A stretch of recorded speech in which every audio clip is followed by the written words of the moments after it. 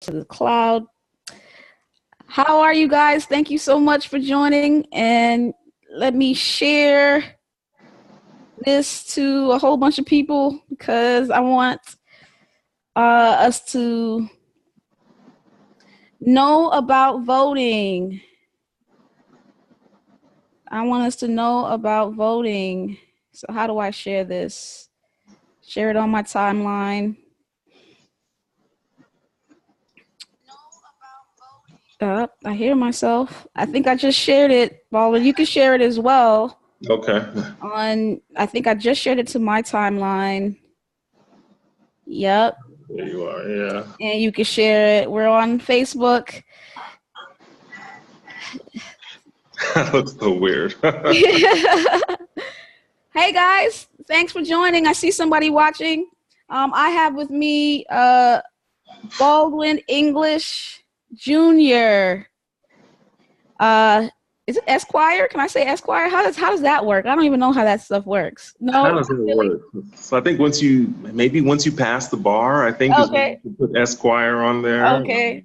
Whatever. JD. Baldwyn Esquire Jr. JD. He's coming out of Miami Union Academy High School. I want to put that in there. I know we don't usually put high schools, but I know Baldwyn is very proud of his high school. Yeah. He went to FIU for undergraduate school, and then he went to Thurgood Marshall School of Law in Texas, and that's where he got his GED. And I have him here with me to discuss what's going on. You know, it's time to vote, Baldwyn. Yeah.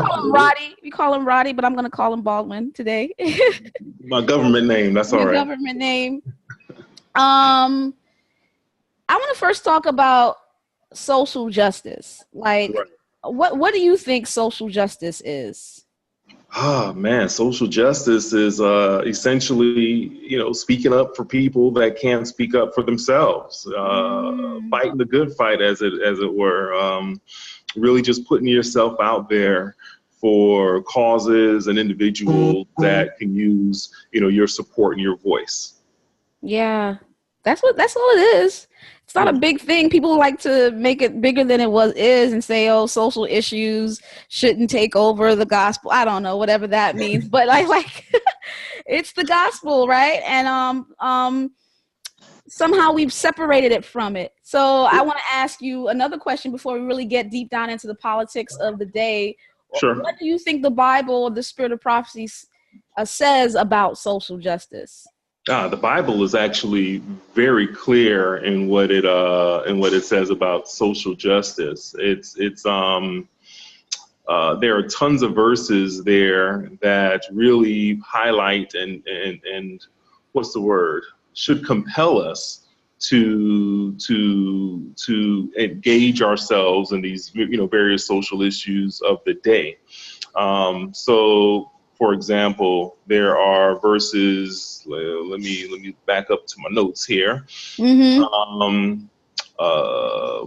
main one that I kind of used for my beginning definition was learn to do good, seek justice, right? Correct oppression, bring justice to the fatherless, plead the widow's cause. That's Isaiah 1 verse 17.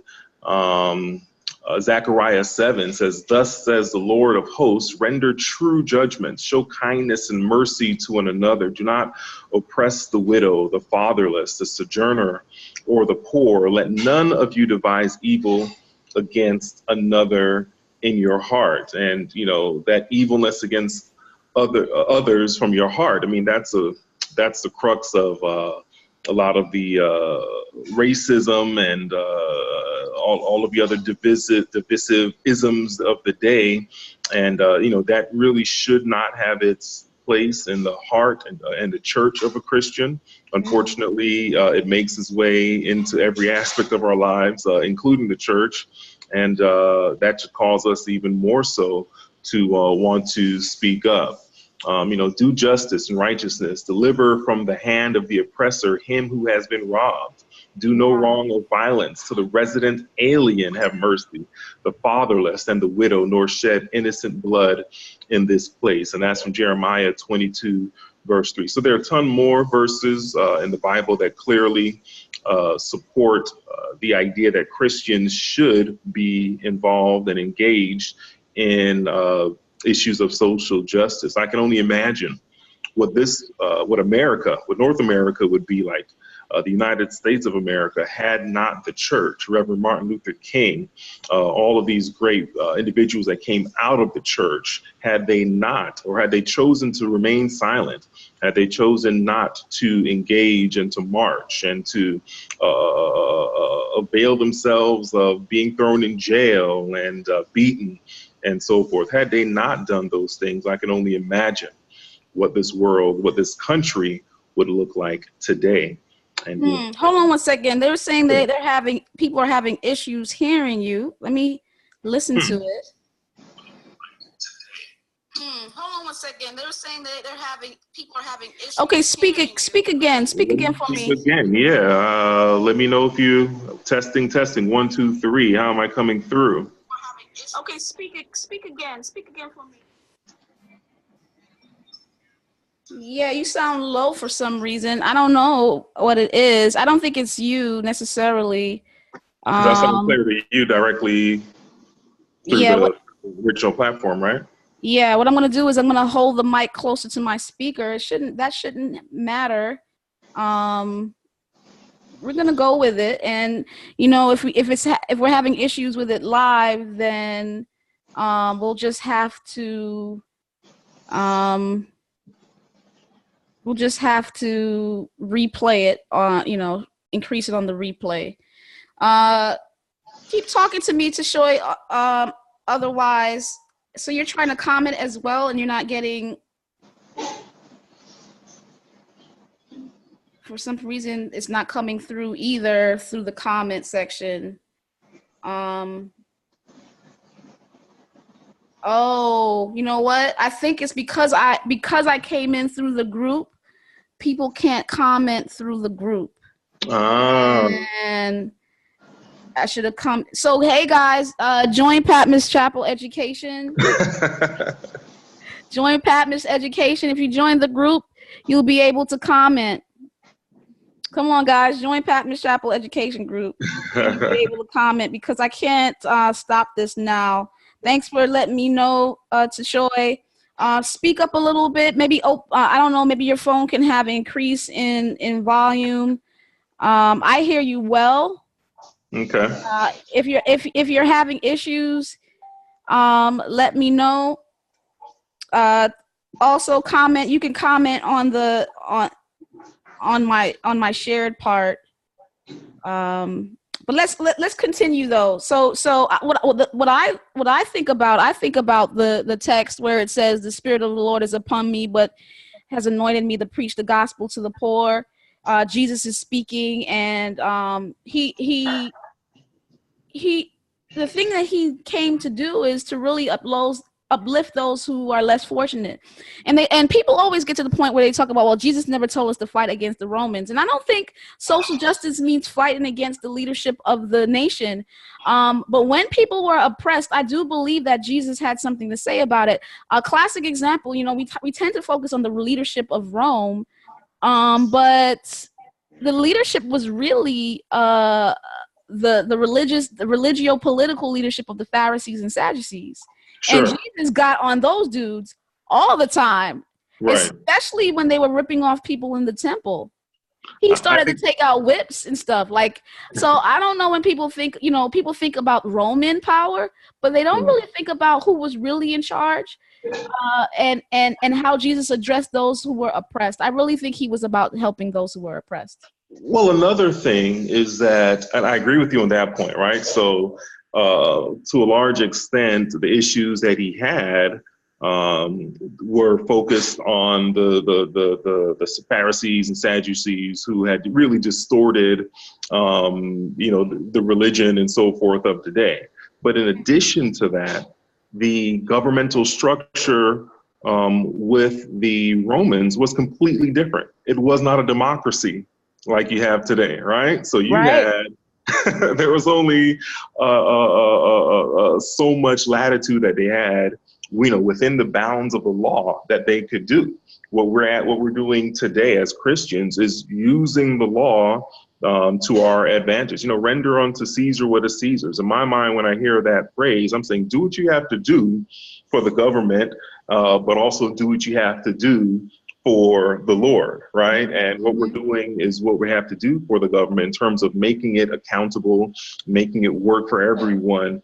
And had they operated under a democratic system back then, I would suggest strongly that that the approach to the Romans would have been different at that moment in time. So it's like we're comparing apples to oranges. You can't really do that.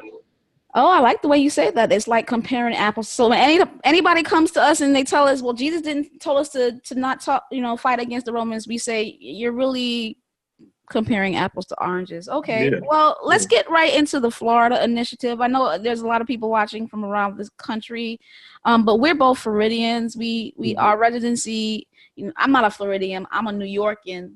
Hey, Brooklyn. Queens.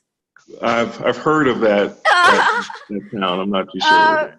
But we have migrated down to Florida, and so it is very important that we make our vote count where we live. Right. Definitely. Where you move, where you live, you have to get involved, even if it's from one city to another city within the same state or within the same general metropolitan area. I've seen the voice of the people move the decision makers and the legislators at the state level and certainly at the local level. In my capacity today, I find myself at many council meetings all throughout the southern portion of Miami-Dade County. And you definitely see when people are engaged and when people voice their concerns, that those that are in power, particularly on the smaller level, the local level, county level as well, they have to listen. If they want to hold on to their jobs and continue to represent the people, they have to listen to the people. So it's very, very important that we exercise that right wherever we are planted. Okay, we're not going to tell you who to vote for. Right. Gillum, sorry. Nelson. Democratic down the ticket.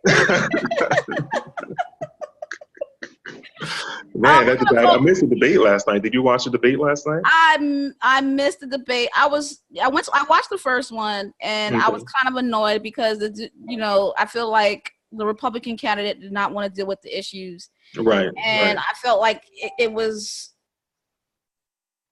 ridiculous. Right. But this time I said, I know they're going to do the same thing. I felt like he didn't want to talk about the issues because he had nothing to say. The other guy had nothing to say about what he planned to do. He just kept on talking about Gillum he's a crook. He's a corrupt man. Right. You want to call his name DeSantis. You don't even want to say DeSantis' name. The other guy. Who? What? I ain't gonna say his name. Yeah, he basically just said he's a menace to society. Yeah. It was dog whistles all day, and I felt like, I think that was kind of whack. So I didn't watch the last one. I heard he went, what's his name? Gillum started to say, Florida got 99 problems and Hamilton ain't one. I said, watch it.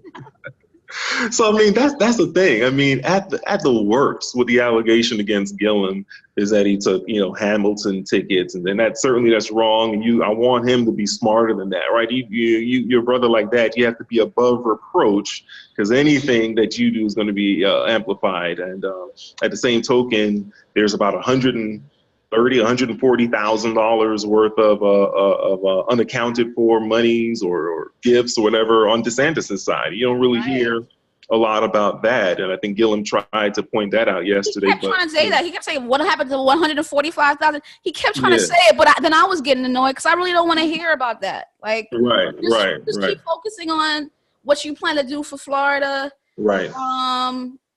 And I just felt like he was trying to get him down in the mud. For some reason, my sound is I see it going down. Hold on one second. See the audio. Can you hear me good?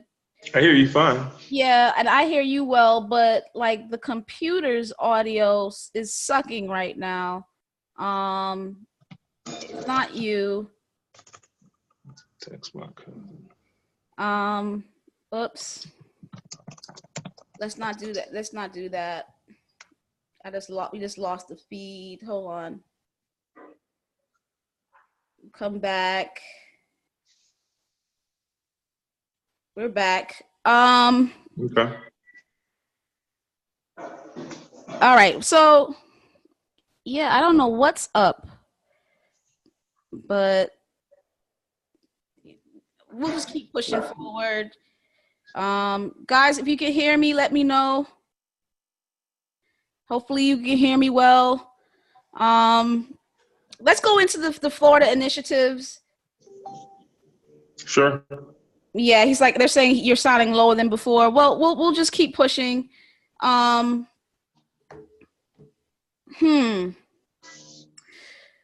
are the amendments? So other than you know how we feel about different candidates, there's some of these amendments, and truth be told, candidates, they come and go. Right? Candidates come and go, but these amendments last forever. I heard that basically 20 years. Like, if we don't vote for Amendment 4, for instance, we got to wait for 20 more years before we get the chance to do that. Is that true? Like, how does that work? Yeah, the Constitution is only cracked open every 20 years. So every 20 years, the governor at that time appoints a constitutional committee, and they're made up of legislators and other government officials and some public officials as well. But because they're chosen by the governor, you think it's reasonable to assume that they're going to mimic or carry some of the same ideologies into those discussions that the reigning governor may have at that point in time. So it's every 20 years. Whatever you do is basically law, at least for that amount of period. We were talking a little bit earlier before we went live that the Constitution is not something that you want to mess with, in my opinion, too much, right? It's a really, really big deal to amend the Constitution. So anytime you do something like that, you have to think this is something that's going to stand the test of time. Like with the U.S. Constitution, the amendments that obviously, freed the enslaved people and provided rights to vote and so forth. These are things that it's difficult to imagine ever being changed again. So you want to hold a really high standard and differentiate between what we are going to change the Constitution for and what we should really utilize a legislative process for. So that's kind of my approach. My approach is generally to look at each amendment with a high level of scrutiny to determine if this is something. Like one of the amendments, I don't remember the number, it talks about vaping, and I'm like, come on, you're really gonna put vaping in the Constitution? To me, it's kind of ridiculous, right? So I see. So you may want to word something that's really broad, but we'll get to that one when we reach it. But you got to apply a high level of scrutiny, in my opinion, anytime you crack open the Constitution. Okay, so it's, the Constitution, whether it be the country's Constitution or the state's Constitution, is very important, and it doesn't easily get amended. So it only happens every once in a while, and you got to protect it. You can't just make anything an amendment. Yeah, most definitely. Most definitely. Okay. Well, the first one, sure. What's that talking about? Yeah, so that's increasing the property tax exemption, right? So in Florida, as of right now, if you have a home that's over a certain amount of money, I think $125,000, then you would increase what this amendment would do would increase the amount of homestead exemption, right? So homestead exemption basically deducts a certain amount of money from your home so that you have a decreased value, so you're taxed less on that amount, right? So in your primary residence, you would claim that homestead exemption. It reduces the amount that you're taxed, so that you can have extra money in your pocket. So here, Amendment 1 wants to increase increase the homestead exemption by an additional $25,000, which for homeowners is, from an economic perspective, individual economic perspective, that's good, right? It puts more money back in your pocket, and money. But so a homeowner like me, yeah, would be like, thank you. yeah. But a lot of the times the taxes that we pay as homeowners positively affect the community. Yeah, right? so in Florida, a lot of our education is funded through our taxes on our homes and so forth. That's a whole nother social justice issue. Why you have, to some extent, two schools in the same city that just look different are treated completely different and are funded differently. But that's a whole another argument for another day. Mm-hmm. But county governments, local city governments, I believe, are against this because it is significantly going to impact their bottom line. I think Miami-Dade County is going to impact them to the tune of somewhere around $80 million annually if this were to go through. So so that's the decision that you have to make. I don't recall how much of a difference it makes. If you take the full exemption to an individual, I think it may be a couple of $100 or somewhere around there. And so you have to weigh that couple of $100 with the potential impact that it may have on your local government.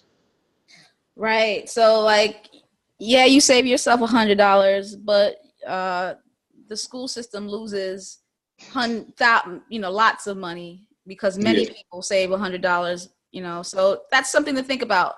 All right. What about the next one? So there's another amendment. Is it an amendment? They skipped them because I think some were put in and then they were just taken out. So at first, so they're not really 13, even though it says number 13, because number 8 was taken out or something like that. So the next amendment is Amendment 2. What's that? Right. It says limitations on property tax assessment. So this is how quickly your property tax assessment can go up on an annual basis. So let's say this year there's a recession and your home is worth $200,000. Next year the economy is doing well and they want to assess it at $300,000, right? So that's a 33% increase. Theoretically, your property tax assessment should go up by 33% as well, right? But that may make it untenable. I mean, there are certain people in South Florida when the house and prices went up significantly. You've lived in your house for many years, whatever the case may be, and you're older, you're retired on a fixed income, and now all of a sudden they say this house is worth $500,000 and they're going to tax you accordingly. That really caused some people to lose their homes or have to sell it in most cases. So what this does is say that if you're in the house, that they can only increase it by 10% on any. So much.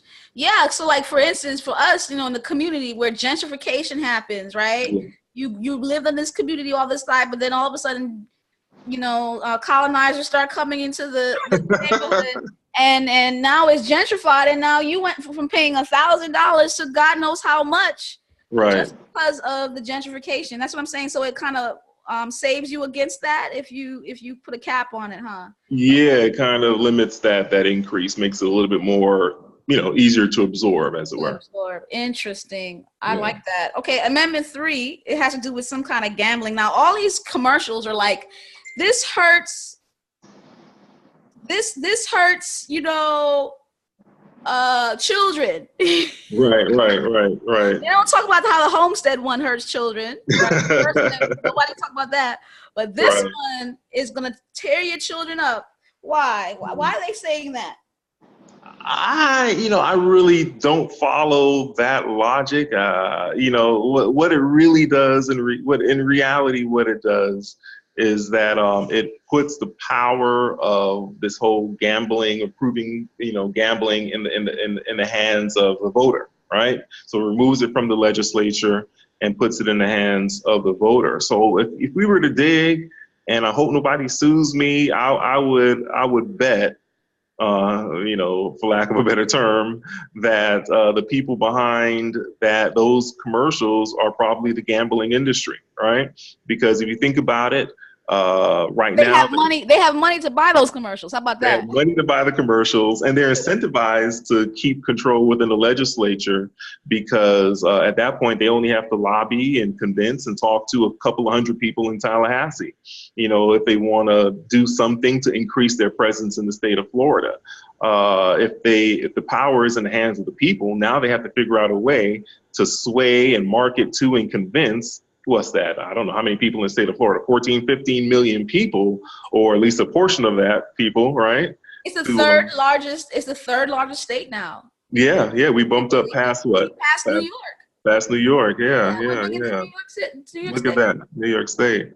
So yeah, so now if this were to pass, or if it were to remain the same, right? If people voted no, I should say, then the power would remain with a small lobby. The legislature, small lobby, right. Small group that has to be lobbied. So but if we vote yes, then they'll have to convince a lot of people to do it. Yeah, they have to spend a lot of money on marketing. Anytime, any issue they wanted to, I don't know. I'm not clear exactly what it would be. Maybe in terms of opening a new casino, or increasing their, what's allowed. I'm not too sure, but at any event, any major decision would have to be in the hands of the people. So, power to the people. All right, all right. The next one, 4. All right, this is a big one. This is Amendment 4. Everybody's talking about it. What is that? What's Amendment 4? Oh my goodness! Amendment 4 is what you call justice. Now, this is the essence of social justice. Amendment 4 would allow there to be a clear policy for those that have committed felonies in the state of Florida that don't include murder. And I think of violent crimes, if I'm not mistaken, those of violent sex-related crimes.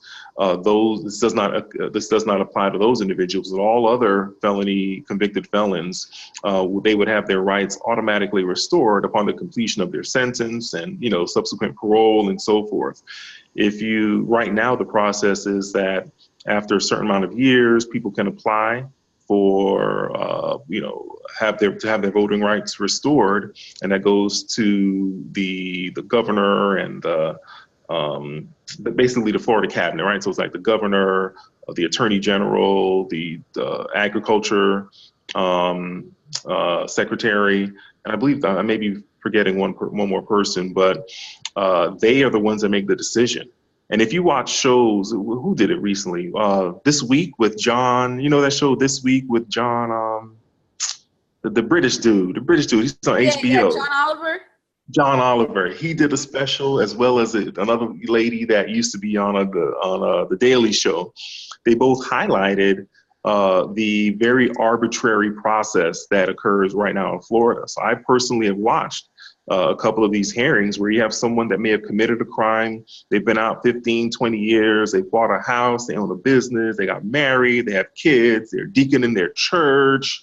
They gave their kidney to their neighbor who was dying of kidney disease. They've done everything right. And they have just been refused for no real reason. They've been refused the opportunity to regain their right to vote. And, that is bad by itself. But what happens is, because we know that the criminal justice system is unfair from when you go from an initial stop with police all the way through conviction, right? People of color are treated, and poor people are treated unfairly throughout that whole process. So many people that are being exonerated due to DNA evidence almost on a weekly basis. Somebody's getting out of prison. So you just know inherently that there's something wrong with that system. So because the system is inherently unjust from the beginning. You know, the fact that you can strip people of their right to vote forever Right. for, you know, a crime that just seems, it just sits, you know, it sits in my belly the wrong way. And I believe that, you know, like I said, I'm not keen to cracking open the Constitution, but Amendment 4 is definitely something I will be voting yes on, to have those rights restored automatically. Absolutely. Me too. I already voted. So You already voted? Okay, yeah, okay. I already voted. You I should. voted. The beautiful thing about Florida is you can vote early. I was actually troubled by it because it only took me 10 minutes. I'm like, where's the lines? Where the people? Oh, wow. You know, I wasn't, as you mentioned before, I was in Texas, and my friends in Texas are showing these long lines from day one. So, you know, it's good that people are exercising their right to vote. I hope that the numbers increase here in Florida because, you know, when the voting turnout is higher, you know, my party does a little bit better. So I'm hoping for a great turnout. Yeah, let's go, guys. Get out and vote. You have till tomorrow, I think, to vote early, or Saturday. I don't remember. But my mom is voting. I dropped off my ballot. My mom votes like how I vote. Hey, whatever. So I dropped off my, you know, the beautiful thing about Florida, maybe they have it in New York. I just didn't notice it. They get these sample ballots. You can do your research. You can write everything before, and you just go in and do what you got to do. Do your research, guys. So I'm trying to give you an opportunity to do your research. Okay, so Amendment 5, it's saying you need 2/3 of the vote to increase taxes. Yeah. So, I mean, that's, as you said, that's pretty straightforward. So, that's a tough one, right? So, obviously, this is something that is more in line with, you know, the present state administration in terms of with respect to you know, most Republicans and the limitation of taxes and on corporations and I guess even individuals as well. So they're trying to make it more difficult for those taxes to be raised. You know, we're in such a hyper partisan culture today. You know, back in the day, if you look at the judges, the Supreme Court judicial nominations, you had Ruth Bader Ginsburg, who's approved like 98, you know, senators to 2 that voted for her, and you know, we had a sense that, look, these things make sense. This person makes sense. Let's move together in that capacity, and that's just not the case today. You know, we are significantly divided upon party lines, and I believe that even if you have people that may believe that we may need to raise taxes on, let's say, a corporation or something along those lines, this would make it virtually impossible in today's climate, right? So like Andrew Gillum he doesn't want to raise taxes. You know, they try to make it seem, because I got a little scared. I ain't gonna lie. Like when DeSantis was like, he wants to give you state taxes. I was like, what? What? And Andrew Gillum said, I am not going to make state taxes. And that's kind of weird because I'm a Democrat bone to bone, but I love the fact that Florida doesn't have state taxes. No lie.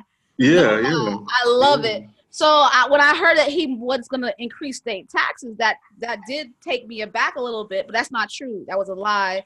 He doesn't plan on creating a state tax, but what he does plan on is maybe increasing taxes on certain corporations. And I mean, like literally, like he was saying, like 3% of the businesses. So majority of the businesses wouldn't even be under this situation. That's how I took his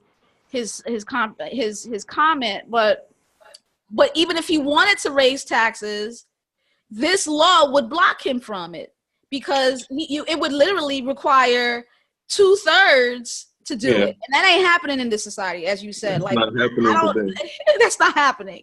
Yeah. So this would kind of cut, if he would become, or when he becomes, as he always says, when he becomes governor of our great state, this would kind of cut him at the knees, wouldn't it? This amendment. Yeah, it'll cut him at the knees and every subsequent governor for the next 20 years, right? So it would take and really that's their idea, is that, look, we should only be raising taxes if there is a widespread bipartisan support, and it'll probably have to be some significant issue going on. So, I mean, there is, reasoning, I guess, and logic on that side in support of it. But look how hard it was to get the stimulus package and all that stuff back when Obama was the president and the crash happened and we needed this. Yeah. I can see people like, I don't care. Let the stock market destroy the world. We're not raising taxes. I can see that in a climate right now. And I just don't think 2/3 is wise. Yeah, no, I agree. I agree. That puts us, I don't want to say handcuffs, but at least those plastic, garbage ties or something, it just makes it a lot more difficult to get out of a tight situation. So, we'll see what happens. We'll see what happens. All right. So Amendment 6 is talking about, I don't know, crime victims. What's that? So when I talked about, cracking open the Constitution, this is one of the ones that was in my mind, so this law would give victims, right, of crimes rights to be placed on notice, to be given notice when their offenders are, coming up for parole. It puts limits on judges on how they can deal with certain rules and laws. And this is one of those combined ones. So it has this victims' rights, aspect to it. They push in like a judge can retire at 75 versus some. Yeah, so they combine this judge's age thing there as well. So these are one of those things that, in my mind, I'm like, you just got to vote no, because it's conflated. It's like one of these bills that talk about just completely unrelated things. And, and I don't want to tell anyone what to vote for, but when you combine two tangentially related issues into one amendment, that just sounds that sounds sneaky. Yeah. Amendment 6 sounds sneaky. This could be done through the legislative process easily. Right. So. Right. All right. Amendment 7. Amendment 7, first responder, military member, survivor benefits, and again, another bifurcated one. So this would pay death benefits to veterans. Not just veterans, but first responders, right? Police officers and so forth, and fire persons. And then what the public colleges, I'm trying to refresh my memory, in the public colleges, create an undetermined financial burden on local, where is it? First, so like it makes it difficult to raise college fees. That's why I voted yes. That's me. Yeah, I'm about to say, when I went to college, it was for 12 credits. At FIU, it was less than $900 for 12 credits, a full load, and I think it's like $4,000 today. So it's increased 400%, and wages have not increased 400%. So I went to Oakland for between $10,000 and $12,000. Yeah.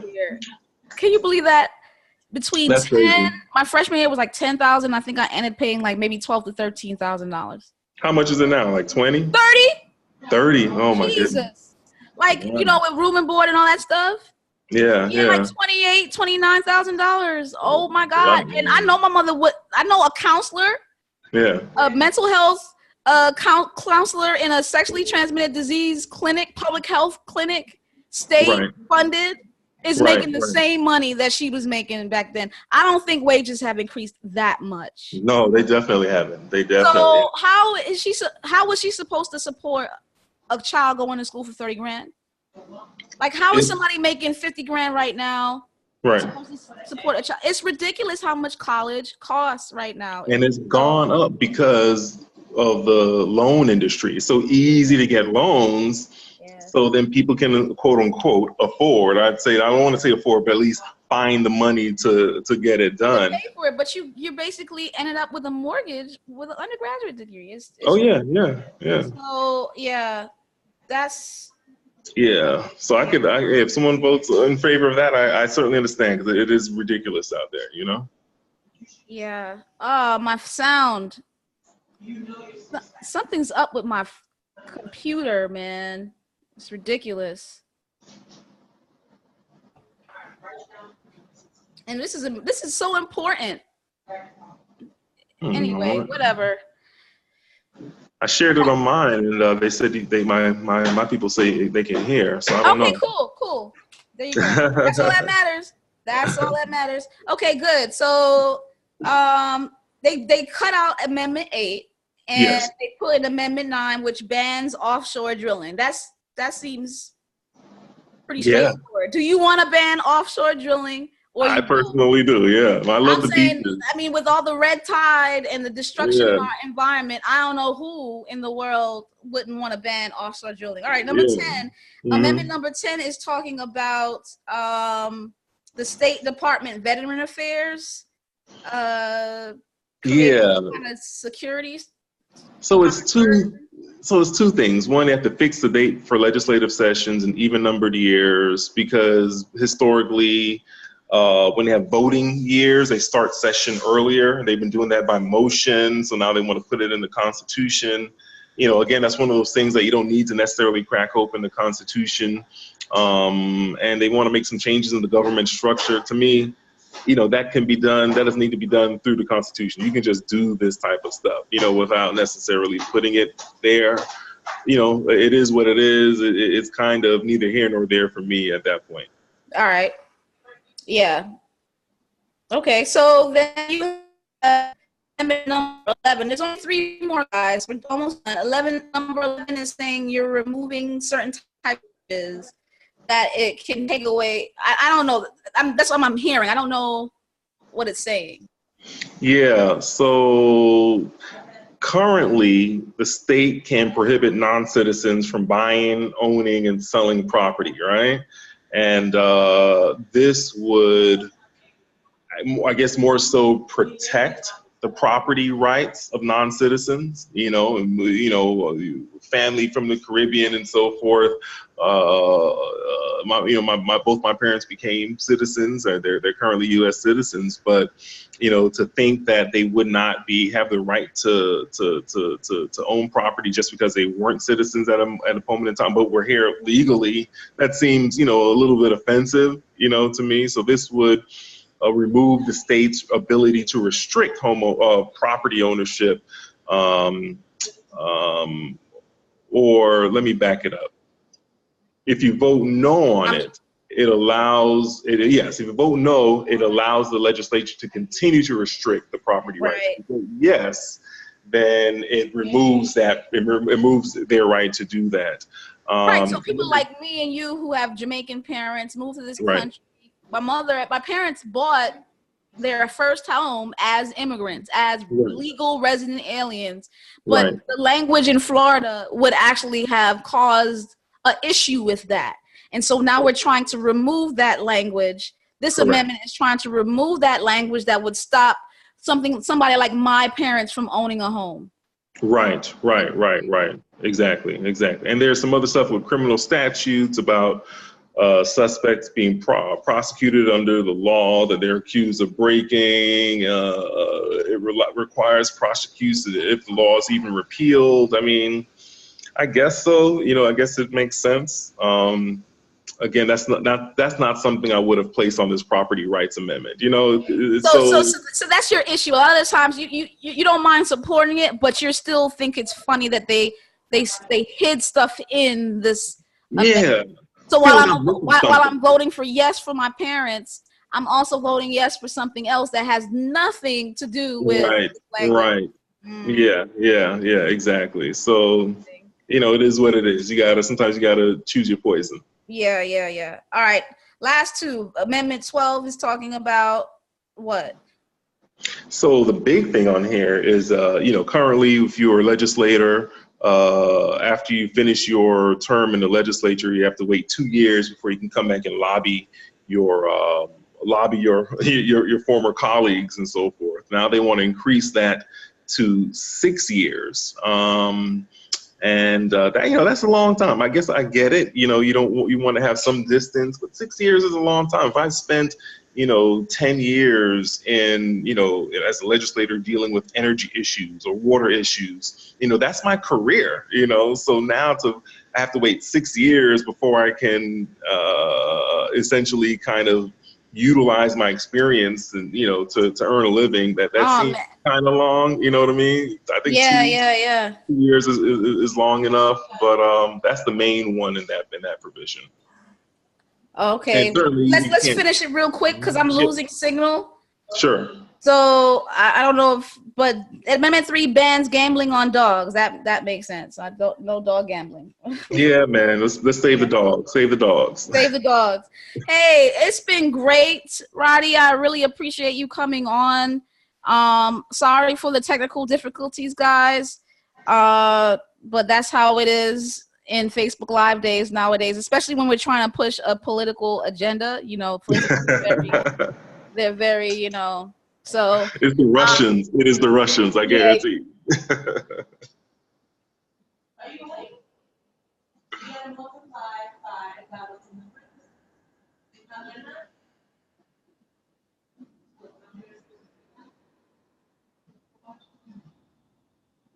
Hey, you know what's in the middle? You don't know. No. You gotta do 5p. Multiply 5 times p, so you got 5p. Yeah. Oh, yeah. So